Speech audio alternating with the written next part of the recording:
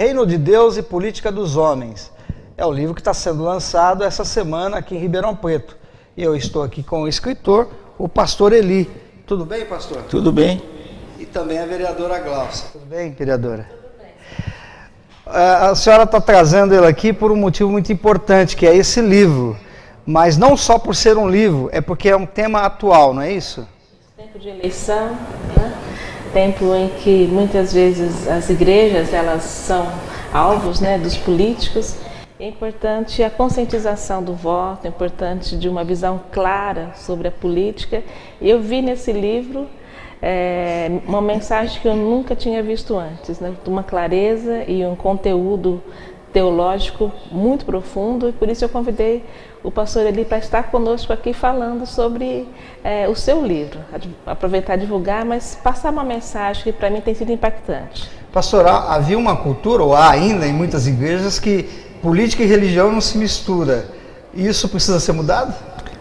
Precisa ser mudado e precisa ser reescrito e ter uma nova leitura a respeito de igreja e política, ou igreja e Estado. O pensamento da reforma, sobretudo o pensamento da reforma, foi pregado, foi ensinado, se bem que no pioneirismo do movimento da reforma luterana, foi inevitável que a igreja no caso a facção protestante, entrasse de vez também na política, porque na verdade a reforma é considerada a mãe da democracia ocidental, porque foi com a reforma que veio a liberdade de pensamento, de discussão. As teses que Lutero fixou nas portas da igreja de Wittenberg era um convite ao diálogo, um convite para discutir aquilo que era temas controversos da fé, da moralidade, da ética e até da política. Não houve resposta ao convite de Lutero. Então, a partir daí, havia toda uma espécie de participação da igreja, sem dúvida nenhuma, dos cristãos da facção chamada protestante, na política. Era inevitável que fosse isso. Mas com o correr do tempo houve então uma nova pregação, que a igreja deveria ser completamente isenta de qualquer participação na política. Aí veio o erro. A igreja como instituição, ela deve estar isenta das atividades do Estado, como foi prescrito pelo Senhor Jesus Cristo, dá a César o que é de César, César representando o Estado, e a Deus o que é de Deus. Tem que haver essa separação. Mas a proposta que nós fazemos aqui nesse livro, entre outras propostas, é que a igreja pode ter uma cooperação com o Estado. Não é uma aliança formal, ela não faz uma aliança do Estado, uma aliança com qualquer facção política, mas ela faz um trabalho de interação, de participação, ela coopera com o Estado a determinadas atividades que o Estado não pode fazer sozinho. E ele precisa de ajuda, e a igreja tem uma idoneidade histórica de participação nos problemas do homem, problemas da alma, mas os problemas também que afetam a qualidade de vida do ser humano. Mas nos últimos tempos, vereadora, com essa abertura da igreja em participar da política, também aconteceram algumas coisas que fugiram ao controle. Hoje todo irmãozinho quer ser candidato, e às vezes sem preparação e sem chamado algum, não é isso? É verdade. É preciso que se entenda que a política é uma vocação, né? Assim como as pessoas têm um chamado, um dom, uma habilidade, a política também você tem que ser vocacionado. E principalmente, qual deve ser a maior motivação? O serviço. O político nada é do que um servidor, né? Ele deve servir a sua comunidade. E muitas vezes a visão, né, que se tem é: eu vou me servir de um cargo público para ajudar a mim e os meus, a quem eu represento, né? E não você ir para servir a sua comunidade. Essa é a grande motivação que deve levar uma pessoa. O que na minha vida, né, eu tenho para apresentar em termos de serviço, de prestação de serviço para a minha comunidade. Isso me habilita a concorrer, porque eu vou na linha certa, eu vou na motivação correta, que é servir e ajudar, né, a minha comunidade. Pastor, e como é que uma igreja pode não cometer esse erro de colocar uma pessoa despreparada? Como escolher uma pessoa preparada? Infelizmente, nós estamos vivendo no país o período da pirataria. Pirataria atinge tudo, atinge ideologicamente as pessoas e até na fé cristã, na religião cristã, como se chama, tem também os piratas da fé. Há pessoas que vão lá para representar a igreja, que na verdade ele não representa o pensamento da igreja. Ele não tem idoneidade moral, ele não tem uma ética, uma postura ética condizente com aquilo que é da igreja. Então eles vão lá como oportunistas, porque pelo fato de hoje os evangélicos serem no Brasil aproximadamente 45 milhões, isso é a população maior do que de muitos países. Sim. Então 45 milhões de evangélicos votantes, seria parte deles de votos, poderia determinar, inclusive, a eleição de um presidente da República, de um governador do Estado. É verdade. Acontece o seguinte, que nós não temos no Brasil uma igreja evangélica, como existe a igreja católica.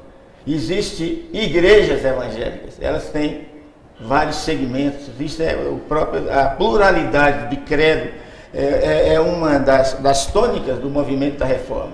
Então, no meio de tudo isso, aparecem aqueles, devido a esse crescimento dos evangélicos no Brasil, aparecem os oportunistas dizendo-se cristãos, dizendo-se evangélicos e pleiteando cargos, e às vezes até são eleitos, e lá eles vão levar uma conduta para denegrir o nome da igreja, que eles deveriam representar, mas na verdade não representam, porque da igreja eles não são.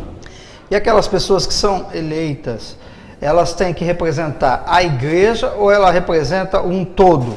Não pode misturar o pensamento religioso dele com atividades civis, por exemplo. Presta atenção uma coisa, é preciso que se defina a postura do evangélico que chega lá, ele chega lá, não é para representar o seu grupo evangélico, para defender a causa, ele vai lá para defender o bem comum, defender o cidadão. Falar, né? A postura é essa, ele não está ali como um evangélico representando a sua igreja. Ele está ali como um evangélico levando uma palavra dentro daquele Espírito de Cristo, é um Espírito global. Nós estamos no mundo, segundo a metáfora que Jesus deixou, como sal da terra e como luz do mundo. Quer dizer, como efeito saneador de uma sociedade que às vezes está doente, nós ali funcionamos como remédio. A mensagem, a postura de vida de um cristão, a finalidade é essa. Então ele vai para servir indistintamente todo mundo, como fazia Jesus. Jesus atendia indistintamente todo mundo. Se entrava na fila para ser atendido, ele atendia sem perguntar, sem pedir identidade. Essa deve ser a postura do cristão. Ele vai lá como cristão, tem um compromisso acima de tudo com Deus, e o conteúdo desse livro fala nisso também. Há uma base no qual o cristão fundamenta toda a sua vida, seus princípios, seu trabalho, e no caso da sua política também. Um princípio chamado Reino de Deus. O que significa isso? O verdadeiro cristão, ele é prioritariamente adepto de um sistema chamado teocracia. Ou seja, Deus governa. Jesus veio para reinar. Então, se Jesus governa a minha vida, eu posso então assumir funções no tempo, no espaço, na política humana, porque eu tenho um valor maior que me respalda, que dá sentido à minha vida, que dá sentido aos meus ideais, à minha luta. Jesus foi sendo um lutador por tudo aquilo que era honesto, tudo aquilo que era justo, tudo aquilo que iria mitigar, diminuir o sofrimento do ser humano. Então a gente vai lá já com isso. Nós temos então um background, temos uma herança. Essa herança que nós temos é um governo de Deus sobre a nossa vida. Ser cristão e não ser governado por Deus é falso. Tem, antes de mais nada, estar submisso a Deus. Só quando essa postura, o cristão tem então, com essa prática, depois dessa prática, de vivenciar o Evangelho, na submissão inteira a Jesus. Então ele tem um discurso, mas a vida dele, o testemunho dele, a conduta dele, a ética dele, deve preceder as palavras. Vereadora, a senhora que já está aqui e lógico que tem essa experiência, falta às vezes a experiência para pastores ou para mesmo para pessoas das igrejas de entender isso, que a senhora não está aqui para colocar uma posição da sua igreja, mas assim o reino de Deus, que é uma coisa muito mais ampla, inclusive. Na verdade, é um desafio você formar, visto que nós tivemos muito maus exemplos, né, de políticos evangélicos que vêm para defender uma denominação e a bandeira. Eu aprendi que a palavra de Deus não precisa de defesa. Verdade. Ele não vem Deus para não precisa defender. que ninguém o defenda. Não precisa. Ai do homem se coloca como defensor de Deus. Pois né? Então eu não vim aqui para defender minha fé nem os interesses da igreja. Eu vim aqui para servir a minha cidade, né? Então, qual que é o meu papel? O meu papel é levar uma nova maneira de fazer política de acordo com os princípios do reino, de Deus, que eu acredito. Então, na minha essência, eu sou cristã. Naquilo que norteia as minhas decisões, que é um centro de busca de justiça. Porque nada mais é o cristão quando ele, em qualquer posição, e aí não é só na política, em qualquer área profissional, nem na nossa própria casa, educando nossos filhos. Lógico. O amor, ele vai permear a relação, mas a justiça, né, ela sempre tem que estar presente. Então, nós, na vida política, nós vamos buscar o que é a justiça. Nós vamos lutar por quê? Por aquele que não tem voz. Esse foi o mote, né, da minha vinda para cá, é ser voz de quem não tem voz. Porque tem muitos que defendem os poderosos e os interesses, né, grandes corporações, de grandes grupos. Agora, o papel do cristão é dar voz a quem não tem voz. Jesus, ele sempre andou fazendo bem e sempre perto dos excluídos, daqueles que estavam à margem. E o cristão, ele tem que ter essa sensibilidade de lutar pela justiça, por aquilo que muitos não têm direito, mas que são garantidos, mas o acesso é negado. Então, isso é uma nova maneira de fazer política. Quem me acompanha sabe que, às vezes, as pessoas falam, poxa, você é cristã? Eu percebia que era uma postura diferente, porque eu não me auto-intitulo a vereadora evangélica. Eu sou vereadora em Ribeirão Preto.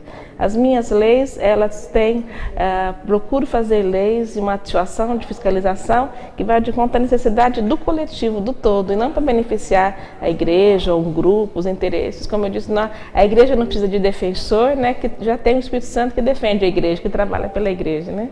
Pastor, e esse livro, ele deve ser lido por quem? Por pastores, por leigos, por membros de igreja? Quem pode ler esse livro?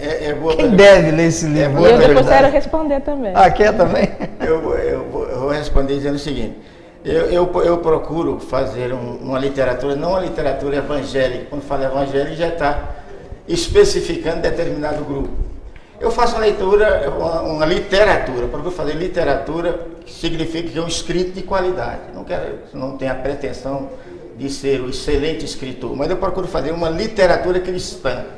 Ela deve ser lida por qualquer cidadão, inclusive pelos agnósticos, pelos aqueles que não acreditam em Deus. Deveria fazer uma leitura pela questão do conhecimento. Então, esse livro é um livro para católicos, espíritas, protestantes ou evangélicos e pessoas que não têm credo nenhum. Porque aqui eles vão encontrar princípios de ética que são princípios de preservação social. Sem esses princípios, a prática desses princípios, sejam crente de qualquer credo ou ateu, é impossível construir uma sociedade que haja os valores mínimos da preservação da vida funcionando. Então é uma leitura recomendada para todos, para acadêmicos, para o homem de rua, para professores de universidade, professores de curso básico, qualquer cidadão pode ter acesso às leituras e, sem dúvida, ele vai encontrar algumas respostas importantes sobre a sua participação na política como votante ou como votado. A senhora também quer falar sobre isso? Olha, eu estou lendo o livro, não terminei ainda, porque eu estou lendo e relendo, né? Eu leio, anoto e volto, né? E é uma leitura apaixonante. E eu sou apaixonada por Jesus há 33 anos, né, que eu sou uma estudadora da Bíblia, estudiosa da Bíblia e procuro seguir, né, os ensinamentos de Jesus. E eu me apaixonei mais ainda por ele lendo esse livro. Agora, as pessoas que não conhecem a Deus, que não acreditam em Deus, eu tenho certeza que vão sim ter uma outra visão de quem é Deus, o propósito dele, né, a vinda de Jesus, o significado, né? Muitas distorções, né, que existem hoje podem ser sanadas, né, na mente das pessoas, podem ser sanadas na leitura desse livro. Eu torno a dizer, fiquei muito mais apaixonada, né, pelo meu Jesus quando li esse livro com uma outra particularidade, numa outra visão que me foi colocada e é apaixonante a leitura e nos leva a nos apaixonar muito mais por aquilo que está desacreditado por conta do quê? Por causa do testemunho dos homens, né? Então, as culpas, né, todas as questões são depositadas a Deus, né, das injustiças sociais, né, de tantas coisas que acontecem. E nesse livro traz muitas respostas. As pessoas não têm dificuldade de acreditar em Deus, elas têm dificuldade de acreditar por causa do testemunho das pessoas, né? As pessoas às vezes têm a tendência de achar que Deus é padre ou Deus é pastor. Deus não é. Aliás, Deus nem é católico nem é evangélico. Deus é Deus e pronto, né? Eu diria mais o seguinte, que por incrível que pareça, Jesus Cristo nunca foi fundador de religião. Exato. E Jesus Cristo não era eclesiástico, Jesus Cristo era leigo. Por incrível que pareça, ele nunca frequentou os lugares sagrados de Israel, que era o templo de Jerusalém. Ele não tinha acesso ao pátio dos sacerdotes e do sumo sacerdote. Ele funcionava no pátio dos cidadãos judeus, o pátio do homem comum. Quando ele aparecia nas dependências do templo, mas ele não podia, devido à tribo que ele pertencia, ele era a tribo de Judá, não era a tribo de sacerdotes, ele não era religioso. Ele era leigo. A igreja, por natureza, é aquela igreja laica. Quando ele morreu, o símbolo dele, o véu se rasgar, que fazia a separação entre o sacratíssimo e o sagrado dentro do templo. Rasgou-se aqui. Significa que todo cidadão pode ter, sem intermediação de quem quer que seja, acesso direto a Deus. A proposta nossa é desse Cristo, que sendo Deus, é homem também, que anda lado a lado com a pessoa. E ele não abandona ninguém. Então aqui eu apresento Jesus Cristo de um modo que choca e até derruba certos paradigmas, certos preconceitos também. É que eu apresento Jesus Cristo como sendo político. Que político pode parecer até uma blasfêmia para algumas pessoas, mas político no sentido de que ele veio para reinar. E quem reina é político. Exatamente. É político no bom sentido, né? Ele veio para reinar. E Jesus tem até a escolha dele, que ele fez da primeira equipe de governo dele. Só que Jesus parece que trafegava sempre na contramão. Porque ele era uma figura controversa, como até hoje é. Quando ele foi escolher como soberano que veio para restaurar um reino que foi perdido, que é o reino de toda a terra, ele veio como homem, não como Deus. Ele é Deus sim, mas a função dele na terra foi como homem. Ele veio com o propósito de restaurar este reino. E ele recrutou os seus homens, que seriam os seus homens de confiança. A elite de Israel esperava que fossem os sacerdotes, somos sacerdotes, os escribas, os mestres, gente que conhecia tudo de política, de administração, de diplomacia, que morava lá na parte privilegiada de Israel, que era lá em Jerusalém. Jesus foi lá para a região pobre, lá da Galileia, e Jesus foi recrutando entre os pescadores e discípulos, ele foi recrutando sua equipe, todos despreparados humanamente falando. O único que tinha talvez uma formação que corresponde ao segundo grau era Mateus, que era um coletor de impostos. Exato. E com esses homens, Jesus Cristo fez uma revolução no mundo todo e mudou até a história, o curso da história. Hoje, depois de Jesus Cristo, a história foi dividida ao meio, antes e depois de Cristo. Então essa postura, esse Cristo, que para nós é vivo, uma realidade hoje, é que ele deve estar determinando o nosso pensamento, e nós desejamos que, mudando também a política e a administração do nosso país.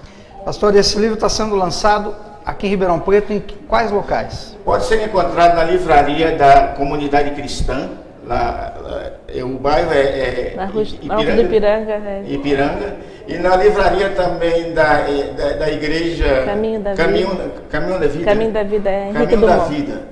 Pode ser encontrado nessas duas livrarias, né? Se quiser ligar no gabinete também, depois eu passo maiores. É isso que eu ia falar. Se o pessoal quiser maiores detalhes, liga no gabinete, a assessoria, a vereadora vai passar, né? Isso. Graças a Deus a aceitação tem sido muito grande, a gente tem passado, já tem estado também na mesa de alguns políticos, e nós gostaríamos que esse livro fosse colocado na mesa dos políticos, não somente os evangélicos, mas todos os políticos, para uma leitura e uma reflexão. Legal, eu quero mostrar aqui, não sei se dá para mostrar aqui, esse símbolo, né, do cristianismo, envolvendo o Planalto, né? Que legal, envolvendo o Congresso, né? E um símbolo do peixe. Sim. Que significa o cristianismo ou Cristo, né? Exatamente. Então tá ali, o pessoal vai dar aqui uma ênfase maior aqui, achei muito legal. E é isso aí, Jesus não veio criar nenhuma religião, ele veio anunciar o reino. Com certeza. E ele é rei, e como o senhor disse, é mesmo, ele é um político, né? Muita gente realmente se assusta com isso, mas ele não é politiqueiro, é diferente. É verdade. Não é? Mas ele falou das coisas, o reino de Deus é assim, ó. Lá é assim, tem que ser assim, né, vereadora? É verdade, tem princípios, tem uma cultura, tem valores, né? E que servem para todos. Para todos. É interessante que é como a lei da gravidade. Tanto o evangélico, o católico ou aquele que não crê em nada, ela funciona para ele. Os princípios de Deus também. Às vezes algumas pessoas não sabem que estão dentro daquele princípio, mas estão, não é? É verdade, é verdade.